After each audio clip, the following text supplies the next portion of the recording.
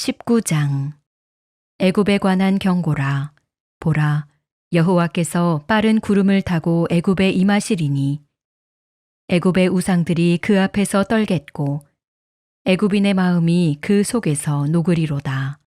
내가 애굽인을 격동하여 애굽인을 치리니 그들이 각기 형제를 치며 각기 이웃을 칠 것이요 성읍이 성읍을 치며 나라가 나라를 칠 것이며 애굽인의 정신이 그 속에서 쇠약할 것이요 그의 계획을 내가 깨뜨리리니 그들이 우상과 마술사와 신접한 자와 요술객에게 물으리로다. 내가 애굽인을 잔인한 주인의 손에 붙이리니 포악한 왕이 그들을 다스리리라. 주 만군의 여호와의 말씀이니라. 바닷물이 없어지겠고 강이 잦아서 마르겠고 강들에서는 악취가 나겠고 애굽의 강물은 줄어들고 마름으로 갈대와 부들이 시들겠으며 나일 가까운 곳 나일 언덕의 초장과 나일강 가까운 곡식밭이 다 말라서 날려가 없어질 것이며 어부들은 탄식하며 나일강에 낚시를 던지는 자마다 슬퍼하며 물 위에 그물을 치는 자는 피곤할 것이며 세마포를 만드는 자와 배 짜는 자들이 수치를 당할 것이며 그의 기둥이 부서지고 품꾼들이 다 마음에 근심하리라. 소안의 방백은 어리석었고 바로의 가장 지혜로운 모사의 책략은 우둔하여졌으니 너희가 어떻게 바로에게 이르기를 나는 지혜로운 자들의 자손이라 나는 옛 왕들의 후예라 할 수 있으랴. 너희의 지혜로운 자가 어디 있느냐? 그들이 만군의 여호와께서 애굽에 대하여 정하신 뜻을 알 것이요 곧 내게 말할 것이니라. 소안의 방백들은 어리석었고 노베 방백들은 미혹되었도다. 그들은 애굽 종족들의 모퉁이 도리건을 애굽을 그릇 가게 하였도다. 여호와께서 그 가운데 어지러운 마음을 섞으셨으므로 그들이 애굽을 매사에 잘못 가게 함이 취한 자가 토하면서 비틀거림 같게 하였으니 애굽에서 머리나 꼬리며 종려나무 가지나 갈대가 아무 할 일이 없으리라. 그날의 애굽이 부녀와 같을 것이라. 그들이 만군의 여호와께서 흔드시는 손이 그들 위에 흔들림으로 말미암아 떨며 두려워할 것이며 유다의 땅은 애굽의 두려움이 되리니 이는 만군의 여호와께서 애굽에 대하여 정하신 계획으로 말미암음이라. 그 소문을 듣는 자마다 떨리라. 그날의 애굽 땅에 가나안 방언을 말하며 만군의 여호와를 가리켜 맹세하는 5 성읍이 있을 것이며 그중 하나를 멸망의 성읍이라 칭하리라. 그날의 애굽 땅 중앙에는 여호와를 위하여 제단이 있겠고 그 변경에는 여호와를 위하여 기둥이 있을 것이요 이것이 애굽 땅에서 만군의 여호와를 위하여 징조와 증거가 되리니 이는 그들이 그 압박하는 자들로 말미암아 여호와께 부르짖겠고 여호와께서는 그들에게 한 구원자이자 보호자를 보내사 그들을 건지실 것임이라. 여호와께서 자기를 애굽에 알게 하시리니 그날의 애굽이 여호와를 알고 제물과 예물을 그에게 드리고 경배할 것이요 여호와께 서원하고 그대로 행하리라. 여호와께서 애굽을 치실지라도 치시고는 고치실 것이므로 그들이 여호와께로 돌아올 것이라. 여호와께서 그들의 간구함을 들으시고 그들을 고쳐주시리라. 그날의 애굽에서 아수르로 통하는 대로가 있어 아수르 사람은 애굽으로 가겠고 애굽 사람은 아수르로 갈 것이며 애굽 사람이 아수르 사람과 함께 경배하리라. 그날에 이스라엘이 애굽 및 아수르와 더불어 셋이 세계 중에 복이 되리니 이는 만군의 여호와께서 복주시며 이르시되 내 백성 애굽이여 내 손으로 지은 아수르여 나의 기업 이스라엘이여 복이 있을지어다 하실 것임이라. 이사야 전에 나온 여러분을 축복합니다. 언제나 주님의 말씀 안에서 온전함으로 나아갈 수 있는 저희들이 되기를 주님의 이름으로 축원합니다. 오늘의 말씀은 멸망의 성읍이라는 제목으로 말씀을 전하겠습니다. 우리는 하늘을 보면 자유로움을 꿈꾸게 합니다.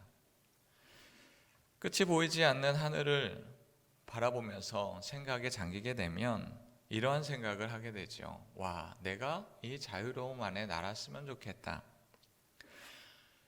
그런 생각을 하다 보면 시간이 멈출 듯 합니다. 그저 하늘과 나만 있는 듯이 생각을 하지요. 그러나 시간이 되면 그 파란 하늘은 어느새 그을리게 되고 서쪽 하늘은 붉은 노을로 가득 차게 됩니다. 노을을 보며 멋진 하늘에 감탄도 하지만 시간이 조금만 더 지나면 검은 밤이 찾아올 것을 우리는 예상할 수 있습니다. 그것을 보며 오늘 하루도 잘 지나갔구나 생각하게 되지요. 순간순간 지나가는 시간을 보면서 우리는 놀라워하지만 우리는 그 안에 자세히 보면 여러 징조들이 지나가고 있습니다. 노을이 지면 하루가 지나감을 느끼듯이 우리의 모든 인생들의 끝에는 하나님이 계심을 알고 주님의 전능하심에 따라 저희는 살아야 됨을 우리는 알게 됩니다. 우리의 인생이 우리의 뜻과 우리의 생각이 아닌 하나님이 계심을 온전히 바라보며 살아갈 수 있는 저희들이 되기를 소망합니다. 오늘의 말씀은 이사야 19장 애굽에 관한 예언입니다. 이사야는 이스라엘뿐만 아니라 이방의 나라에 대한 예언과 성취의 말씀이 있습니다. 이는 말씀을 읽는 우리에게는 때로는 어려움을 선사하기도 하지요. 하나님의 말씀과 이스라엘 민족에 대한 것에 대해서 아는 것도 참 어려운데 이방 민족까지 알아야 하는가 고민하게 합니다. 하지만 이러한 말씀을 통하여서 하나님이 우리 믿는 자들뿐만이 아니라 모든 사람들에 대한 계획과 또한 주님의 영향력을 우리는 알 수 있습니다. 그리하여서 이방 민족에 대한 예언은 역사적인 사실임을 다시 한번 알아보게 됩니다. 애굽은 구약 시대부터 강대국의 모습을 하고 있었습니다. 창세기를 보면 가나안은 나라의 형태가 잘 잡혀 있지 않았지요. 그러나 애굽은 달랐습니다. 나라의 기반이 이미 잘 닦여 있었고 지역의 패권을 가진 나라였습니다. 주변의 민족들이 어려움이 있으면 애굽으로 찾아가서 도움을 받기도 하였습니다. 이렇듯 오랜 시간 나라의 기틀을 닦여 있었고 세상의 모든 지혜와 지식이 이 애굽으로 통하는 것처럼 그렇게 느껴졌습니다. 그러나 아무리 사람의 지혜와 지식과 모든 생각에 집약된 애굽이라 할지라도 하나님의 전능하심 앞에 그들은 두려워 떨게 됩니다. 오늘의 말씀 1절 말씀입니다. 애굽에 관한 경고라. 보라, 여호와께서 빠른 구름을 타고 애굽에 임하시리니 애굽의 우상들이 그 앞에서 떨겠고 애굽인의 마음이 그 속에서 녹으리로다. 하나님은 애굽을 경고하시고 그의 마음을 녹게 합니다. 하나님은 애굽보다 더 강한 아수르를 사용하시고 또한 애굽을 위태롭게 합니다. 아수르는 이스라엘 북쪽 나라들을 하나둘씩 점령해 가고 애굽을 향하여서 전쟁하기 위한 수순을 밟고 있습니다. 이에 애굽은 주변국들과 간담이 서늘해지고 그 두려움 속에 휩싸이게 되지요. 높디 높은 교만은 일순간 절망으로 변하게 됩니다. 오늘 말씀 12절 말씀입니다. 너의 지혜로운 자가 어디 있느냐? 그들이 만군의 여호와께서 애굽에 대하여 정하신 뜻을 알 것이요 곧 내게 말할 것이니라. 애굽은 오랜 시간 이룬 왕국으로 인하여서 교만하여집니다. 우리의 군사력이 이렇게 강한데 어느 나라가 우리 앞에 대적하리요? 라는 생각으로 가득하지요. 이는 출애굽 때도 마찬가지입니다. 하나님의 말씀을 들었음에도 불구하고 하나님의 말씀 앞에 대적하기로 그들은 결정합니다. 바로 왕이 이미 신과 같은 존재이고 자신들의 나라가 신과 같은 나라이니 어느 누군가가 이야기할지라도 그들의 교만 앞에 어찌할 수 없을 것처럼 그들은 행동합니다. 출애굽기 7장 10절 11절 말씀입니다. 모세와 아론이 바로에게 가서 여호와께서 명령하신 대로 행하여 아론이 바로와 그의 신하 앞에 지팡이를 던지니 뱀이 된지라. 바로도 현인들과 마술사들을 부르매 그 애굽 요술사들도 그들의 요술로 그와 같이 행하되. 하나님의 명령을 듣고 말씀을 전하여 들었지만 하나님의 뜻을 귀담아 듣지 않습니다. 우리도 그 정도는 할 수 있어. 우리도 우리의 속임수로, 우리의 생각으로 하나님의 말씀과 같은 일들을 행할 수 있다. 그들은 그렇게 교만하여집니다. 그들의 교만을 통하여서 그들 앞에 놓여져 있는 것은 10가지의 재앙입니다. 그들의 교만 앞에 목도하는 것은 애굽의 심판을 바라보게 됩니다. 오늘의 말씀 18절 말씀입니다. 그날에 애굽 땅에 가나안 방언을 말하며 만군의 여호와를 가리켜 맹세하여 5 성읍이 있을 것이며 그 중 하나를 멸망의 성읍이라 칭하리라. 이 땅의 지식으로 세운 성읍은 결국 멸망의 성읍이 됩니다. 하나님의 말씀으로 세운 성읍은 구원의 성읍이 되지요. 애굽은 출애굽 때와 같이 지혜 있다 여기며 많은 사람들 앞에, 나라들 앞에 우리는 특별한 나라다, 그들은 교만하여집니다. 그러나 결국 아수르의 위협 앞에 그들이 할 수 있는 것은 아무것도 없었습니다.